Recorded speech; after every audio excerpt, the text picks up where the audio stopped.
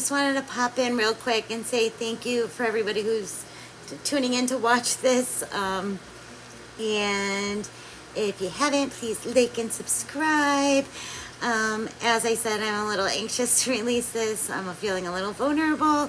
I feel like it's like that when you step out of your comfort zone, but there's no time like the present.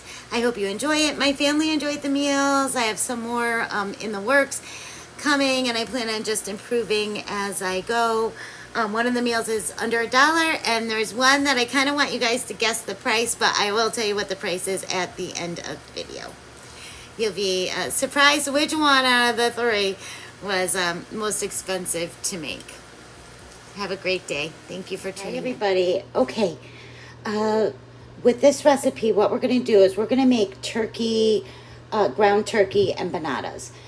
Due to the skyrocketing price of ground beef, I found that turkey is a really good substitute for ground beef in some of the dishes. So you're going to probably see me use ground turkey a lot. What we have here is, these are, if you can grow things too, obviously that helps. And again, I'm a home cook, so if you don't have some of these items, totally fine. But just so you know what I'm using, I've got some basil and oregano. It doesn't generally call for it. I'm just throwing it in because I have it. A garlic. This is a poblano pepper that I grew. Just half. Chop it as small as possible because they're going in the shells. So you want everything small. I'm only using, this is from Aldi's, I'm only using half. And you can tell I already used half because I made this recently. The yellow rice that I got at the Dollar Store, $1.25 though. A plantain and the empanada dough discs. Now, they are for frying, but I bake them. And this is going to make a wonderful meal of empanadas, rice, and fried sweet plantains. Okay, so what I'm going to do here is I'm going to chop up the onion, get the meat going, put the seasoning in, start, the rice. The rice only requires just water and just a little bit of oil. If you have some oil or a pat of butter or margarine in it, let that boil, then drop your rice and then lid it. What I generally do for my rice, personally, I let it go 5 minutes on boil, and then I shut the heat right off. And I just let it sit there till we're ready. And it always works for me. But you have to know your oven, your stove top. If you're just beginning, I say just follow the back of the package as closely as possible. Once I get to the point that the meat is done, I'll come back here and I'll probably show you a little bit about that, and then I'll come back and I'll show you how you're going to wrap your empanadas, okay? There's two ways. You can either use a fork to close them, or you can do a pinch method if you get a little more fancy smancy. There's a lot of videos on YouTube. I actually learned how to do it, so they don't always come out perfect, but yeah, they look a little extra special that way. But just a fork around the edges works perfectly great. Okay, you guys, we're to the point with the ground turkey now, and you can see it's making quite a lot. I don't generally drain this because there's barely any fat in it, and the chili mix requests water.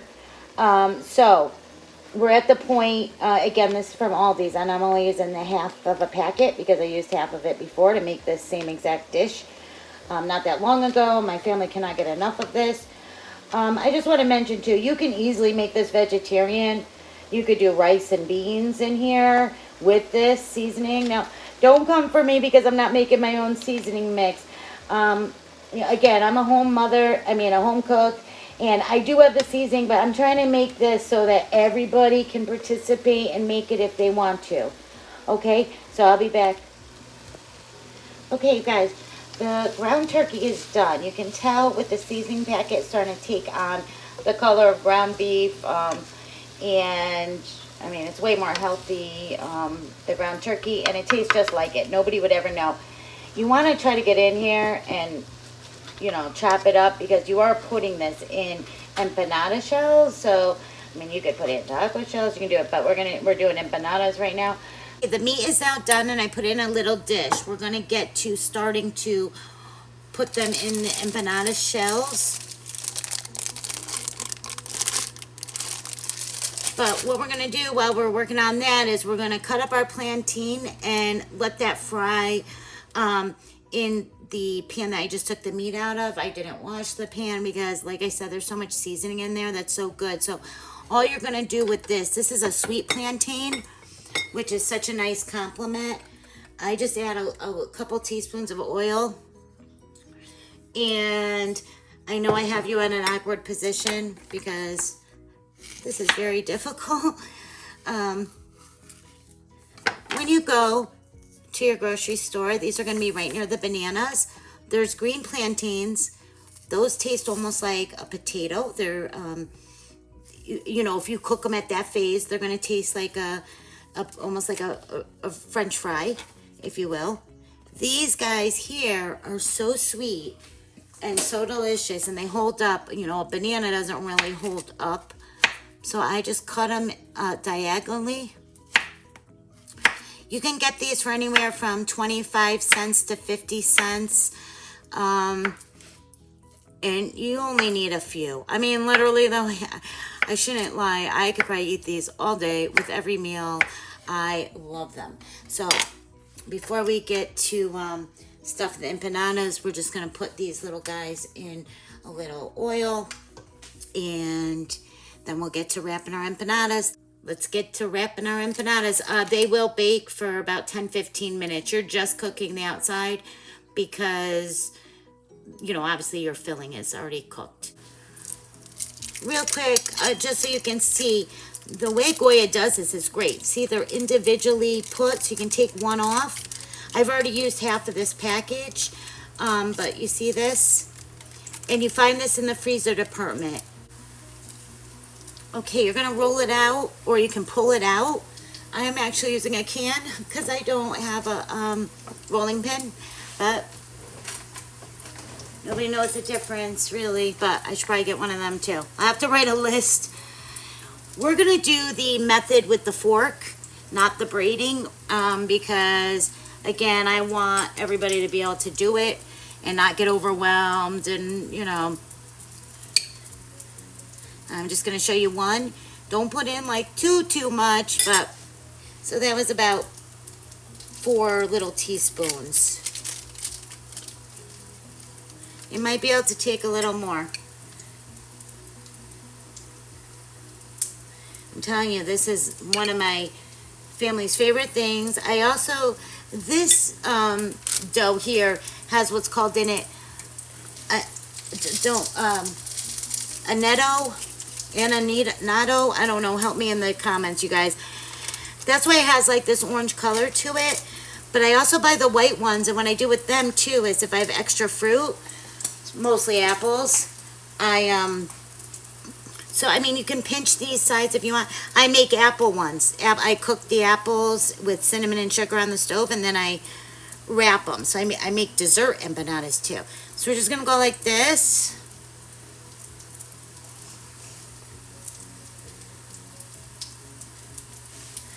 Especially on the ends, you guys, make sure that them are solid, otherwise you're filling. Now, if you're going to bake them, like me, you need to put some holes in here to let the steam escape. I'm going to get busy doing the rest. You can probably hear the plantains. They're frying over here. And I will be...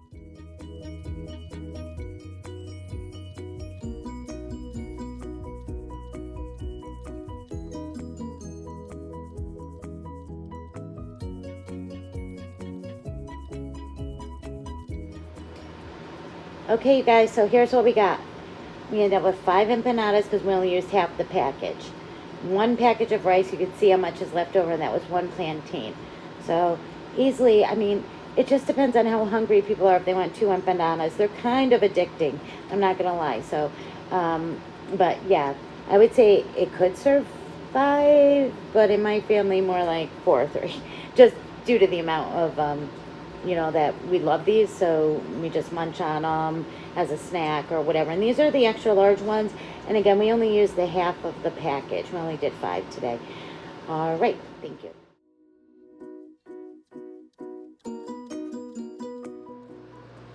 Okay, Next up, we have corn chowder. We have 2 ears of fresh corn, a half an onion, some chicken bouillon powder, some thyme that I grew. You don't need it. I'm just using it because I have it. You can use any seasoning you want. 1 cup of milk. You could also use soy milk. That would be fine. 2 ribs of celery. Again, if you don't have it, don't worry. And a little flour to thicken. But if you don't have flour, another substitute you could use would be, maybe you could throw in a couple teaspoons, maybe even less than a 1/4 cup of rice too, would thicken you up, and 3 potatoes. Okay, on medium-low heat, I've added the garlic, the onion, the half onion, and 2 ribs of celery.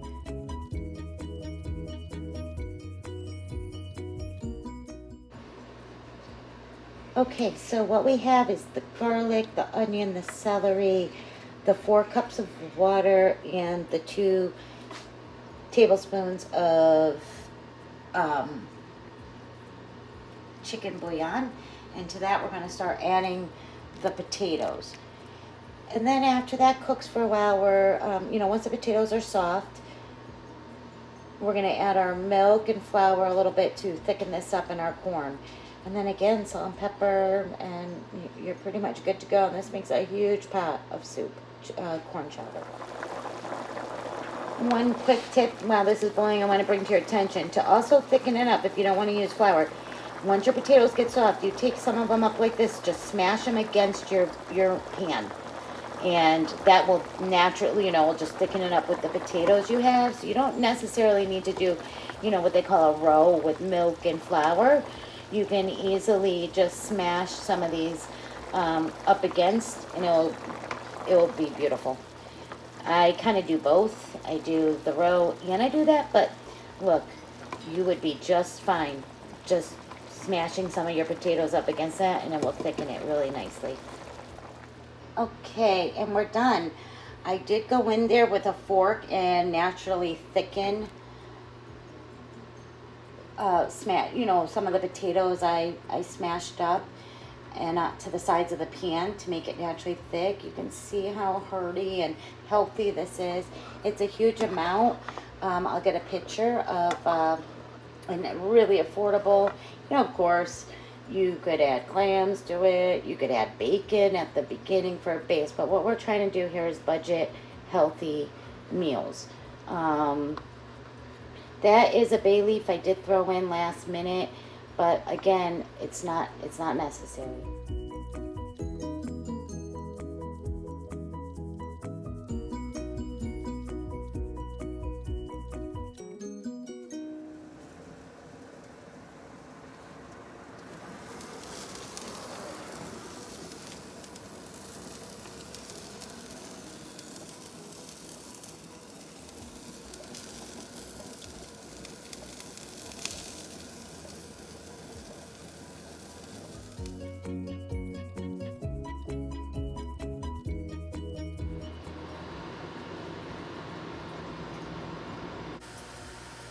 If you made it this far, thank you for watching the whole thing. Okay, the most expensive meal was the hot dog meal, you probably guessed. And came to, the hot dogs were $6.19. Everything is based on 5 servings that I'm making. I probably should have stated that in the beginning. Maybe I did, I don't know. But the hot dogs were $6.19 because they were from the deli counter. The buns were $1, the chips were $1.25. And the slice of watermelon was $3. So it came to $2.28 a serving. I think you can definitely get this cheap, or you can get buy for one like Nathan's hot dogs or something like that. I tend to go like the deli ones. I find like they're meatier and they keep you more full longer. But believe it or not, I don't know, the one that maybe wasn't the most healthiest, but I'll be honest, I was getting tired, you guys. I was getting tired. So I just threw them on the grill, and it was a good value anyways. I mean, at $2.28 a person. And because there were 6 hot dogs, my husband with 2, me one, and, if somebody stops over or whatever. But so I still feel like that was a really good, but you probably already guessed it already, but I just think it's funny that the more healthier food or something is, was cheaper to produce than the hot dog meal, but I was getting burnt out. Tell me how you like the video. Give me your feedback, your honest feedback.